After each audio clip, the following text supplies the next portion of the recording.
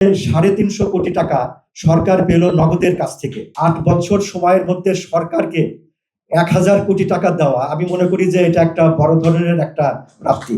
সরকারের যে কথাগুলো আমরা শুনি যে সরকারের কোনো প্রতিষ্ঠান লাভ করতে পারে না, রেভিনিউ জেনারেট করতে পারে না, সম্ভবত সেই জিনিসগুলো যদি আমরা মিথ্যা প্রমাণিত করতে চাই, মিথ্যা প্রমাণিত করার মতো যে 2-1টি প্রতিষ্ঠান আছে তার মধ্যেই সরকারের অধীন ডাক অধিদপ্তরের সাথে চলছে নগদের সাথে আমরা এটা করতে পারবো ইনশাআল্লাহ।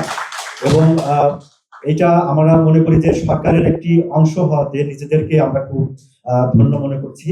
আজকে হয়তো এটা সময় না, তারপরেও আমরা এতটুকু আপনাদের জানিয়ে দিই, আলাদাভাবে হয়তো আমাদের স্যারেরা সময় দিলে সেদিন আমরা দেখাবো যে বর্তমান যে সরকার তাদের 180 দিনের যে কর্মসূচিটা নিয়েছেন সেখানেও আমরা ডাক অধিদপ্তর বেশ খানিকটা আমরা পারফর্ম করতে পেরেছি আলহামদুলিল্লাহ। এটা আমরা দেখাবো যে আমরা কম্পারিজন দিয়ে এইভাবে 2025-এর ফেব্রুয়ারিতে আমাদের আয় কেমন ছিল, এই 2026-এ আয় কেমন, বা একটা রেজিস্ট্রি আর্টিকেল, ইএমএস আর্টিকেল, বা দেশের অভ্যন্তরে যে ফল পরিবহন বা অন্যান্য লজিস্টিক্স পরিবহন, এগুলো আমরা গত বছরের সাথে 6 মাসের একটা কম্পারিজন দিয়ে এটা দিব।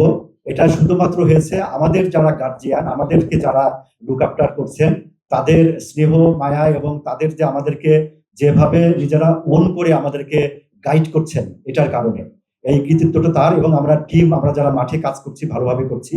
এখানে যে জিনিসটা ভালো লাগছে আমরা তো ইতোমধ্যেই জেনেছি। In the heart of the city rises a destination built for greatness.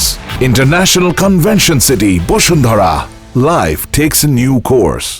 17-18 সাল থেকে যখন নগদ যাত্রা শুরু করে, তারপর থেকে এই বছরে যেমন 313 কোটি টাকা ভ্যাট ট্যাক্স বাবদ দিয়েছে।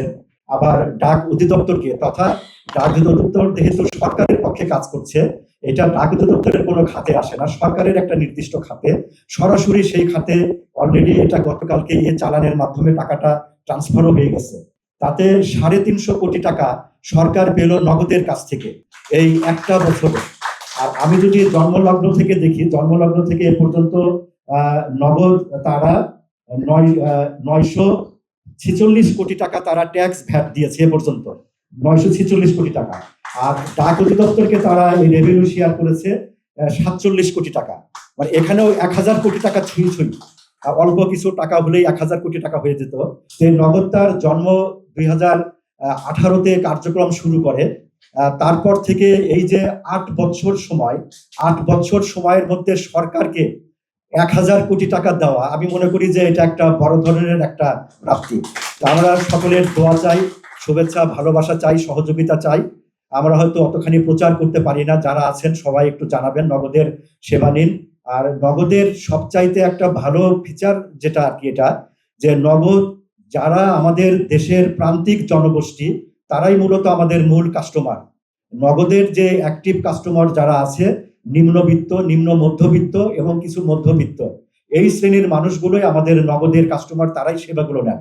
এবং প্রান্তিক পর্যায়ের মানুষের আস্থা, ভালোবাসা এবং বিশ্বাসের একটা জায়গাকে আমরা নিয়েই এগিয়ে যেতে পারছি।